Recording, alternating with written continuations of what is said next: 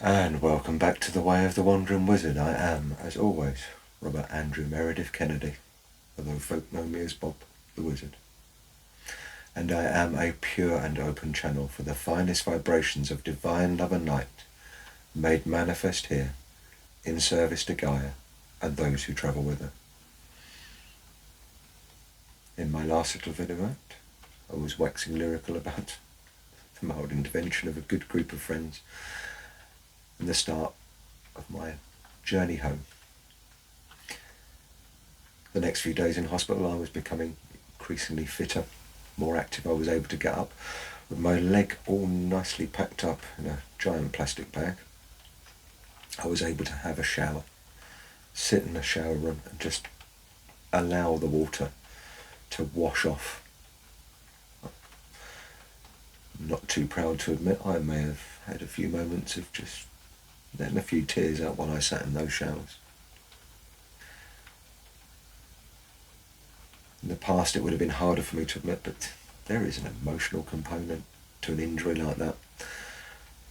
And while I was in touch with my emotions, felt myself to be a well-rounded human being, there were still these little overloads. But for the most part, I was recovering well. I knew that I had challenges in front of me. My drug intake, also my pain medication intake, was now moderated such that I could start to go home. I passed all my crutch tests with ease, up and down the stairs, turning on the stairs, all of the things. Didn't have the heart to tell them. I used to carry the children up and down the stairs with my teeth while on crutches, but I was deemed to be fit to go home. Now my mind was set. I was going home 22 days from my accident. Not only that, because it was an early morning exit, I was going to be leaving the hospital at the time that I arrived, sort of 10:30.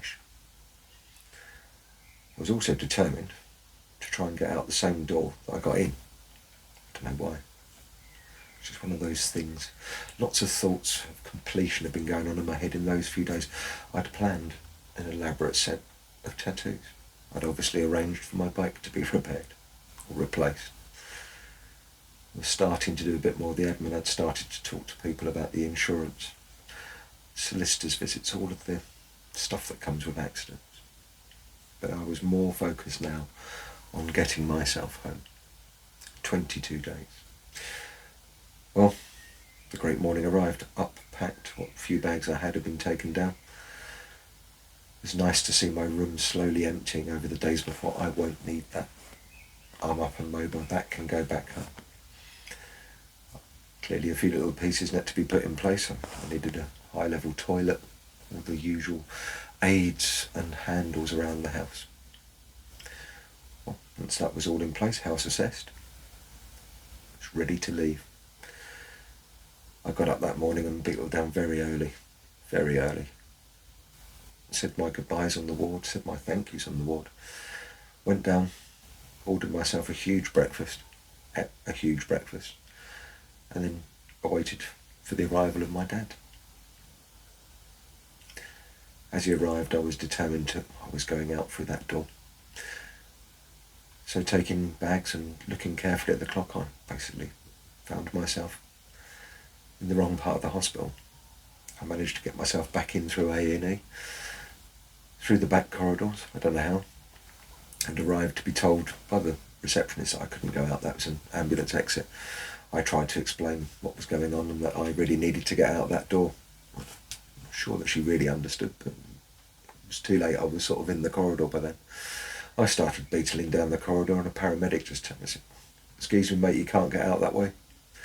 As I got to the doors opened as if by magic, and there was an ambulance crew. And as if by magic, it was the ambulance crew that had brought me in. So having a chance to say a quick thank you to them as I exited the hospital, and that literally that moment of going, just take it, you've done well, you're up on your feet. And I was into the car with my dad, rain on cue. Now, as I said, I'd been robust before And I was a little more vulnerable than I cared to admit at the time. At the time I thought I was dealing with it, but I was a lot more vulnerable than I thought. The journey back, I was probably the most nervous passenger ever. Any car that went near us, look out, Dad! Quite the opposite with a few times I've driven him in the past, to be honest. Watch out for that car. What car? It's miles away. We're only doing 20 miles an hour. It was a bit of a shaky moment, but it was just the joys of stepping into my own house, your own home, with its smells, its familiarity. I could feel something significant lift, and that real decision to move forward with life. I had got this. Okay, it still hurt. I had a long way to go in my recovery.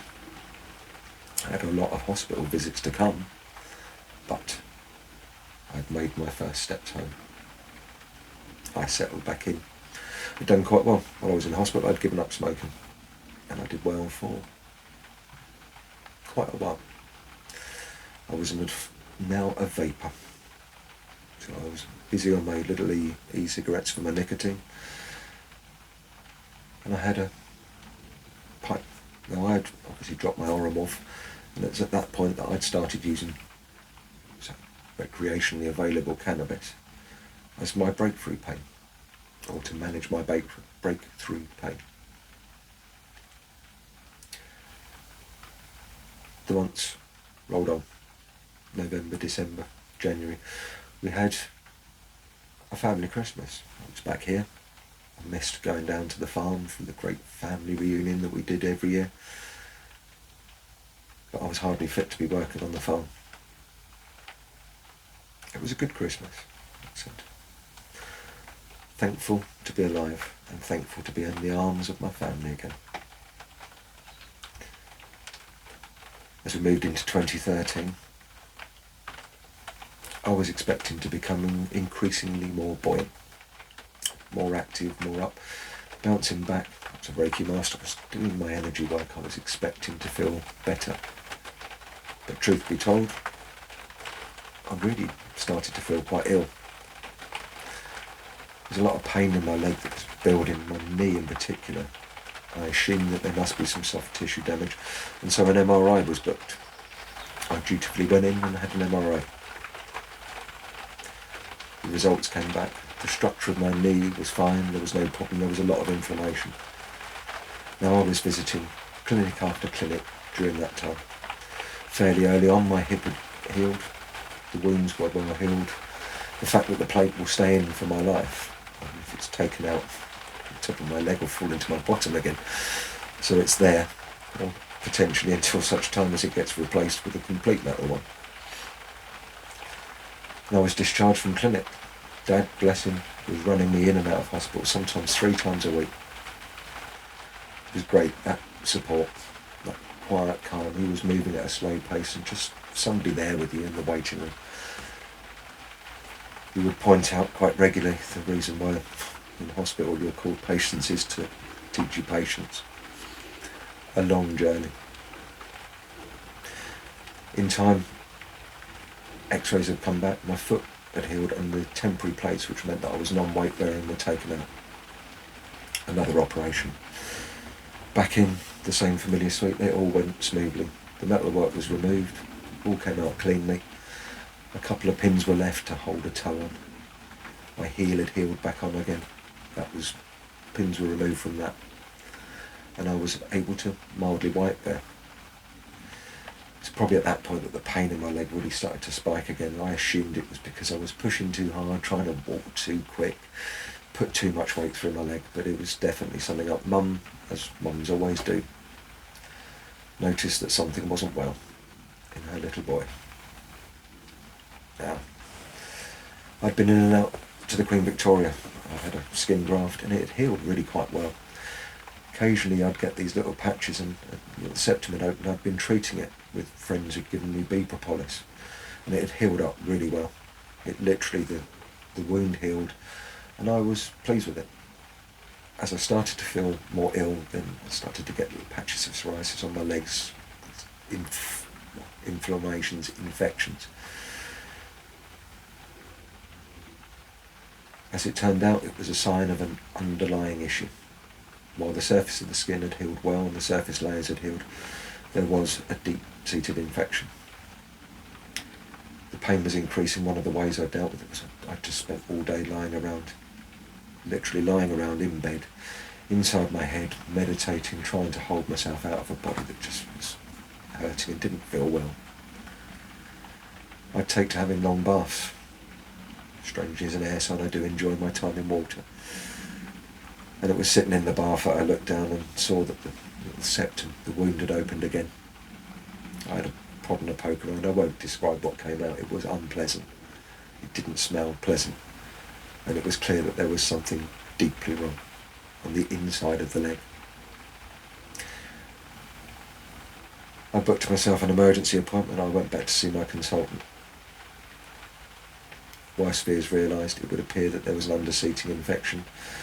They could no longer treat me, and I would be referred to a good friend and colleague of his up at King's College.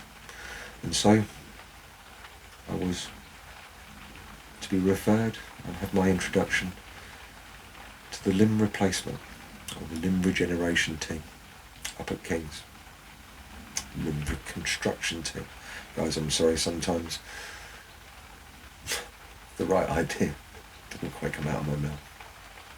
But rather than record that, I'll leave that one in. The limb reconstruction team at King's, where I was this Friday the 13th. So it's keen in my mind. And as it's a full moon and I appear to be on a bit of a clearing roll, my next little chapter out will be entitled Life on a Throne. Thank you for listening to a not dark, but darker little phase of my life and the long road to recovery, which I'll cover in a series of short joints. Thank you as always for listening. Take care, go well, and blessed be.